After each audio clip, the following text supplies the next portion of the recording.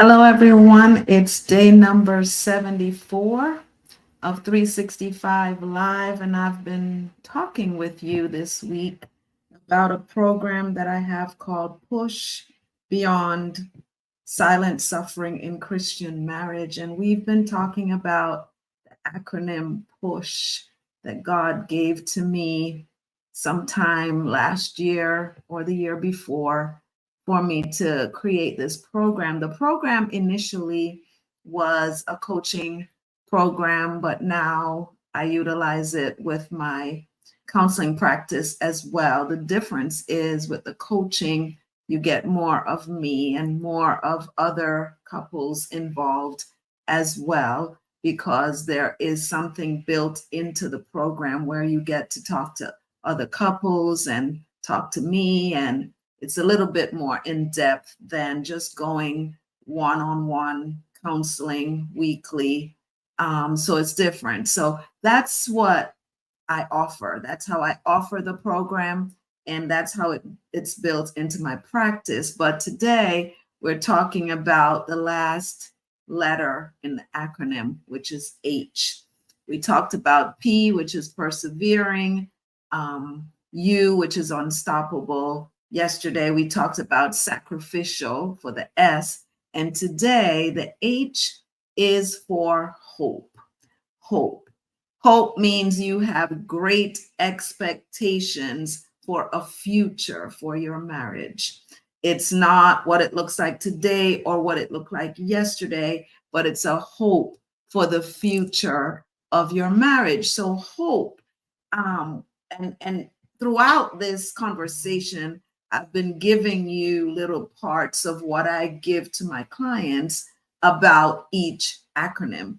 It takes me a very short time on here to tell it to you, a few minutes, but when I'm dealing with the clients, it's a process. It's a process. So you have to be prepared for the process of the counseling relationship or the coaching relationship. So the first part of the hope would be in my practice, because it's faith-based and biblically based.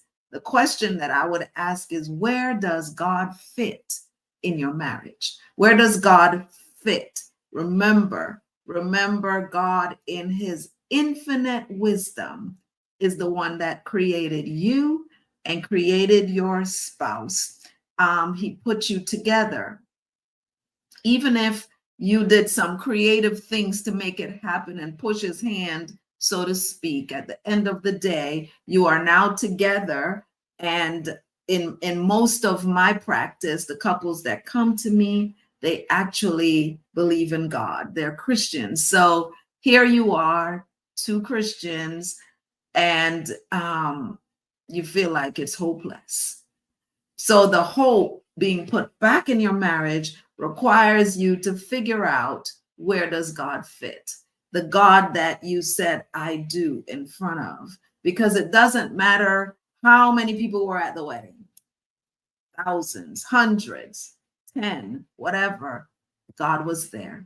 He was there hovering over both of you. So where does he fit at this moment? And it may seem like such a simple question. Where does God fit? How does God fit? Does God fit? All of those questions seem so simple, but we have to realize that he is the one that's going to bring hope. And if it's at that place where it's seemingly hopeless right now, he is the one that has the ability to bring back hope. And so I'm going to take you through the Bible today for a little bit, since I am a biblically based counselor. I get to do that. And I actually enjoy doing that, because I realize that God is the ultimate counselor in the room. And so if I took you to Romans 15:13, it says, may the God of hope fill you with all joy and peace as you trust him. Trust him. So uniting with God is the first piece of bringing the hope back. It's the first priority to getting to hope, is getting to God. Getting to God is the first priority to getting to hope.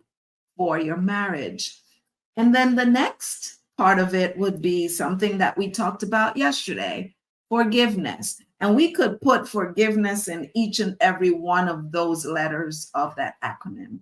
We could put forgiveness in the perseverance, in the unstoppable, in the sacrificial. We could put it everywhere because forgiveness is what it's all about.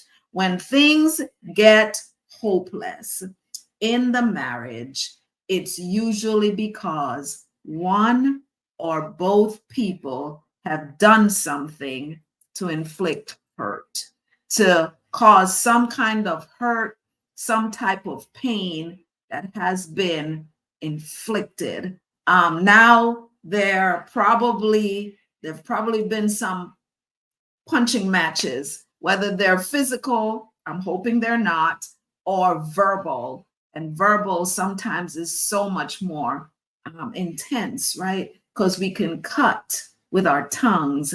And so we're at that place where we've lit the match and the fire, it's on fire in your house. It's on fire in your house. And you're back and forth, going back and forth, up and down, all around, sometimes even cussing at each other at this point because there is hurt and forgiveness is not happening.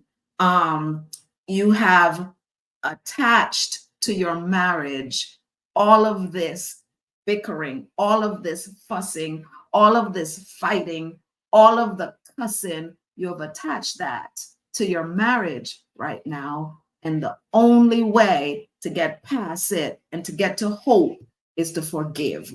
Forgiveness gets to the heart of the matter and allows you to unleash all of the bitterness, all of the fighting, all of the cussing. It allows you to unleash all of that and get to a place of resolve. It is not easy. It is not easy to get there.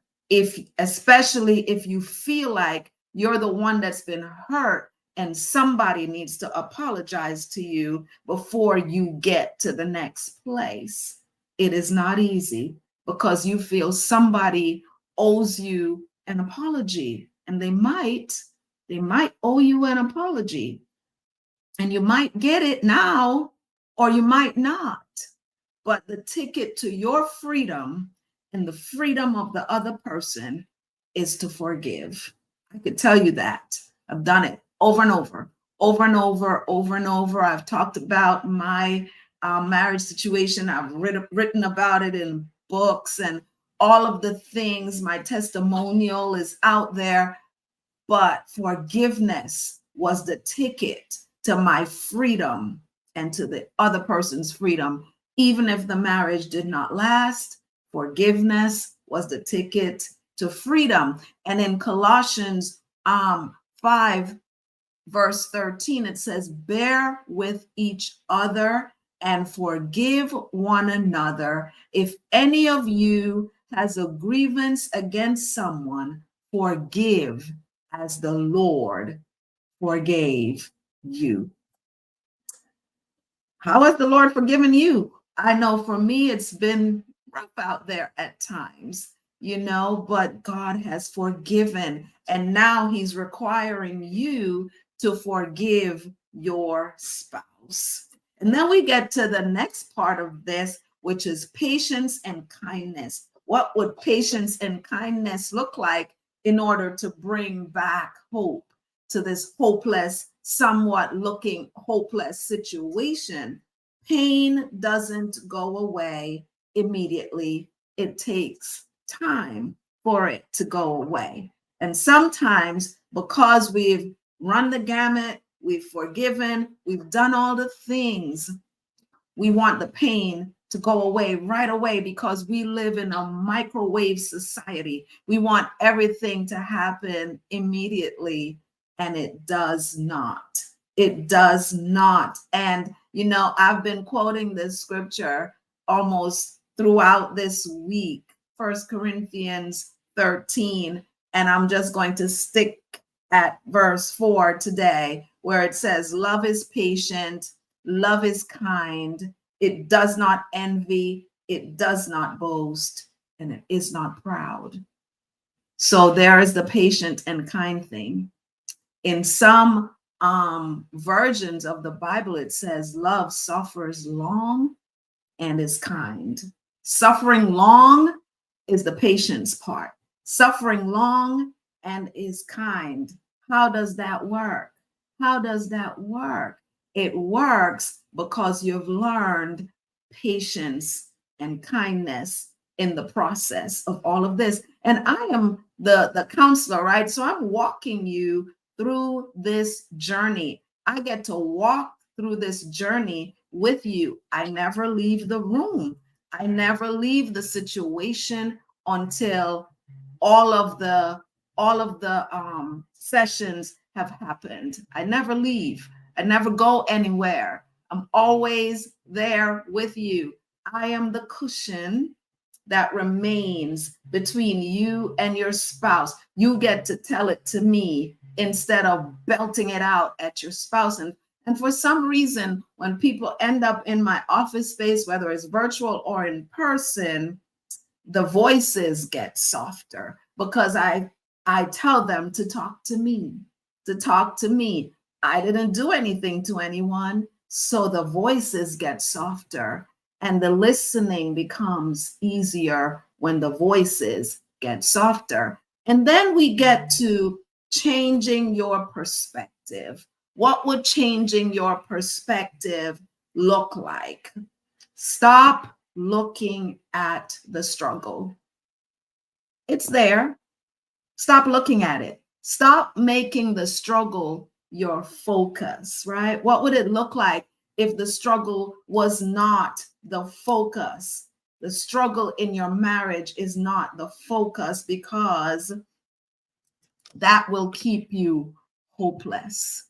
If you keep focusing on the struggle, you will remain hopeless. Quit looking for the bad things and celebrate the good things. What are some good things that have happened in your marriage? Focus on those. Focus on the good things over and above the struggles and the bad things that have happened. What is my spouse doing right? How can I praise him or her for what he or she is doing right? What are they doing right? How about focusing on that? And then the next part of getting to hope would be changing you. Changing you. We can't change anybody else but ourselves. You don't have that kind of power. You don't have the kind of power to change anybody else but yourself. Marriage is not about changing the other person to be what we want them to be. That is not what marriage is about because you cannot change that person, your spouse, and turn them into your ideal person. That's not going to happen. When you said yes, or when you asked that person to marry you and they said yes, what did that look like? Why did you ask? Why did you say yes? And that continues to be the flow throughout the sessions. Why? Remembering the why is very important. It's very important to remember the why in your marriage in order to stay married, right? So you control you and you control your thoughts. You control you and your mindset, your thoughts. And in Psalm 139, verses 23 to 24, I told you I was going to belt out scriptures today. It says, search me, O God, and know my heart. Test me or try me and know my anxious thoughts, and see if there is any offensive way in me, and lead me in the way everlasting. Only God is perfect. You Regardless of what you may think, you are not perfect. You are not perfect. And so the expectation for the other person to be perfect or even close to perfect is a very wrong expectation. Are the vows you made worth keeping? These are the questions that my clients get to answer. Are the vows that you made before God and everybody that was sitting in the room, are they worth keeping? Is your marriage worth fighting for? And if you answered yes to those questions, or if you didn't answer yes or just shrugged your shoulder, I don't know, that's still a good place to start because you didn't say no. You said yes, or you said I don't know, or you said maybe. And so my response to that would be don't give up, don't quit. Embrace hope. The word we're talking about today is the H in the acronym PUSH, and it's for hope. Embrace hope. And in order to do that, sometimes we need assistance. So I am your assistant. I would become your assistant in this plight of getting to the root of why you are in this situation and then peeling like an onion, peeling and peeling and peeling away to get to the core of push, to get to the core of persevering, unstoppable, sacrificial hope. That's what this program is about. That's what the counseling and coaching is about when I work with my clients, my married clients specifically, and sometimes my pre-marriage clients as well. I get to do this. I get to walk with you. I get to talk with you. You get to pour out on me. And that is what this is about. So if this is you and you would like more information, just reach out to me by clicking the link for a 30-minute phone call, or you can reach out to me by clicking the link for a free consultation for 30 minutes with me virtual. And so that is what I have to offer as far as the push. And I'm so grateful that you came back again today to join me on day number 74 of 365 Live. Thank you for joining me and have a wonderful, wonderful day.